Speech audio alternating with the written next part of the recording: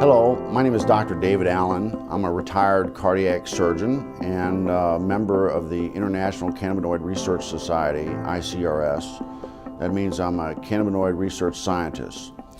And I'm here to tell you about the discovery of the endocannabinoid system, the ECS, and the significance and how it will change medicine. And we discovered the endocannabinoid system about 30 years ago, and we really didn't understand the significance of its discovery. And so we found out that this is a chemical communication that your body has. It's not electrical, it's chemical, and it's kind of like the hormone systems that people are familiar with. And your body makes these cannabinoids. They're endogenous, so they're endocannabinoids, and they perform some miraculous functions in the body. And we're just learning the significance of these functions. And basically, the endocannabinoid system is responsible for homeostasis. Most people don't understand what that really means, but it's the body's ability to maintain itself and function in the proper environment. And so it's critically important that that doctors in the future understand this control mechanism. And we're finding out that that manipulation of this endocannabinoid system will control diabetes. It controls cancer. It controls whether you can survive a heart attack or stroke. And so this is critically important for doctors to understand this new science. And the discovery of the endocannabinoid system is the single most important medical scientific discovery ever, and will save more lives than the discovery and application of sterile surgical technique.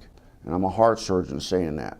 So more people will be saved by manipulation of the endocannabinoid system than are currently saved by surgery.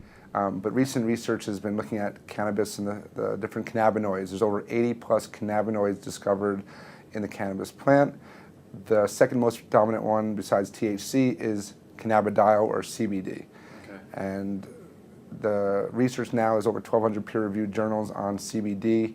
It's probably the most exciting and researched ingredient or substance right now around the world. Mm-hmm.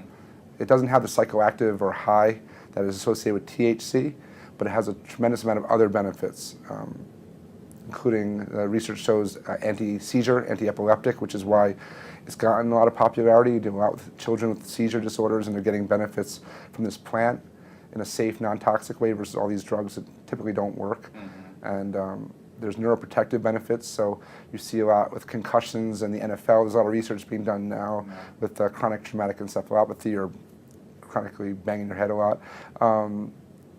There's anti-anxiety, which is really important. It's the anti-THC of sorts. It calms you down. It helps you manage stress better, which is how I look at it. It's much more as a preventative or daily use substance than just treating disease states. Mm-hmm. And there's immune support. There's it's a huge antioxidant. There's just a tremendous. It's easier sometimes to talk about what it doesn't do than what it does. Dr. Alan Shackelford is a Harvard-trained physician.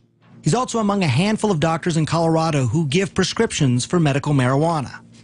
From the moment Charlotte entered his office, he knew she was in trouble. While he was just examining her, she had 2 seizures. She'd failed everything. There were no more options for her. Everything had been tried, except cannabis. Here's how scientists think it might work. Marijuana is made up of 2 ingredients. THC, that's the psychoactive part that makes you high, and CBD, also called cannabidiol. It's the CBD that scientists think modulates electrical and chemical activity to help quiet the excessive activity in the brain that causes seizures. I've been telling my patients to cut. Dr. Julie Holland is the editor of The Pot Book, a complete guide to cannabis. For a long time, the work on cannabis and epilepsy was sort of inconclusive. Maybe it works, maybe it doesn't. They couldn't quite figure it out. And it's only when they really started separating THC from CBD that they saw, definitively, yes, CBD seems to really stop seizures. So in the 1930s, they made tinctures. What were they making the tinctures for, and why were they doing these tinctures? Well, I mean, the medicinal uses of hemp are just numerous. The hemp helps, well, we can talk about the cancer effects of hemp, but it helps with inflammation. It's very anti-inflammatory. It helps with seizures. It's very effective with PTSD for the vets that are coming back that have post-traumatic traumatic stress disorder. Very effective at treating that. It's an anti-inflammatory. But then the uses of hemp for cancer, what I've studied, because of my book, Cancer Step Outside the Box, and the number of cancers, there's about a dozen different cancers that have been studied in depth with medicinal marijuana, with hemp. And so the studies, from brain cancer to prostate cancer to pancreatic cancer, uterine cancer, cervical cancer, prostate cancer, it's amazing. Okay, so what is in hemp that it's this THC, correct? Well, there's chemicals that are called cannabinoids. Right. THC is short for delta-9 tetrahydrocannabinol. I'm glad you said it because I couldn't. That's the only time I'll get it right. I'm glad I got it right.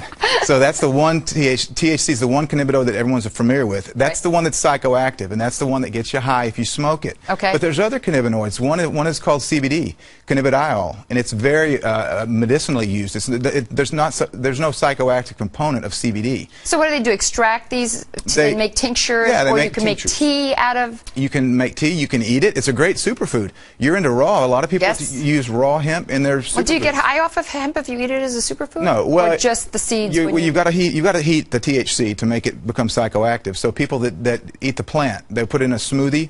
You know, they're super green smoothies. Right. You're not going to get high off of that because you didn't superheat it. But is it then, if you put it in a smoothie like that, is it good prevention to cancer? It is. It's very well. It's got a perfect ratio of omega-3 to 6 fatty acids. It's got more GLA, gamma-linolenic acid, than any other plant.